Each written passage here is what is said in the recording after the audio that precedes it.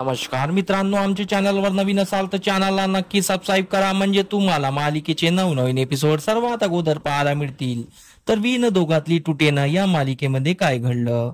इकडे समरची काकू स्वानंदीच्या घराबाहेर उभी असते आणि ती स्वानंदीला भेटायला आलेली असते, कारण की तिने प्लॅन केलेला असतो की हे लग्न तोडायचं आणि स्वानंदी आणि समर मध्ये दुरावा निर्माण करायचा, म्हणून ती स्वानंदीला भेटायला आलेली असते. स्वानंदी घराच्या बाहेर येते तेव्हा काकूला बघते आणि काकूला बघून ती रिॲक्ट होते आणि बोलते, काकू तुम्ही इथे कशा काय.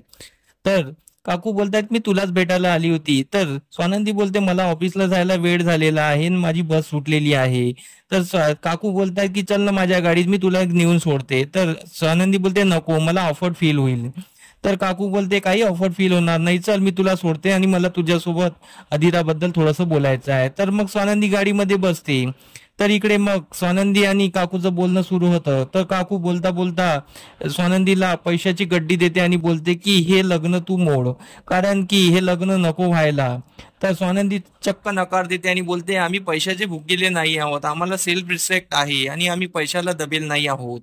आणि ती रागाने बोलत असते. तर तेवढ्याच इकडे काकू आपला चुकीचा बनावटीचा आण आणते आणि बोलते की मी समरला हेच म्हणत होती की ते लोक खूप स्वाभिमानी आहे आणि ते पैसे घेणार नाही आणि लग्न मोडणार नाही.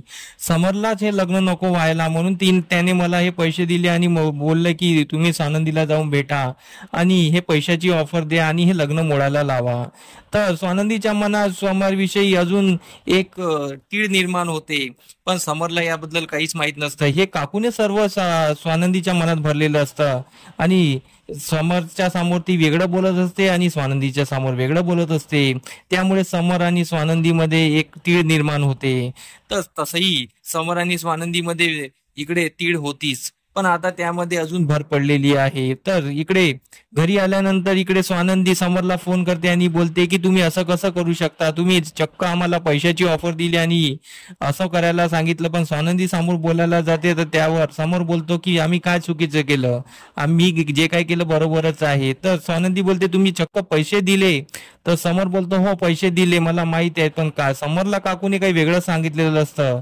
तर स्वानंदी आपली गोष्ट कंप्लीट करू शकत नाही आणि समर त्यावरच बोलतो की आम्ही काही चुकीचं केलेलं नाही आहे. पण समरला वाटते की ते पैसे आपण त्यांना काही खरेदी करायसाठी दिलेले आहे, पण काकूने ते पैसे हे लग्न तोडासाठी दिलेले असते. स्वानंदी आपला विचार काही सांगू शकत नाही, त्यामुळे समरला काही कळत नाही आणि दोघांमध्ये वाद होतो आणि स्वानंदी फोन ठेवून देते. स्वानंदीच्या मनात समरविषयी खूप वाईट विचार येतात आणि बोलतात की असे कसे, अगोदर इकडे चांगला बनावटीचा आणायचा आणि आता बोलतात की हे लग्न तोडा आणि पैसे घ्या, आम्ही का पैशाचे भुकेले आहेत, पण हे लग्न होणारच, असं स्वानंदी ठरवत असते. आता समोरील भागात हेच पाहणं रंजक ठरणार आहे की स्वानंदीचं लग्न होणार का, की ही काकू ते स्वानंदीचे लग्न तोडणार आणि त्यासोबतच स्वाधीराचे लग्न तोडण्याचा प्रयत्न करणार. पण तसं काही होणार नाही आहे, कारण की स्वानंदीचं लग्न तर तो तुटणार, पण त्याच जागी हा समोर उभा राहणार आहे स्वानंदी सोबत लग्न करायला, असंच काही निर्माण होणार आहे.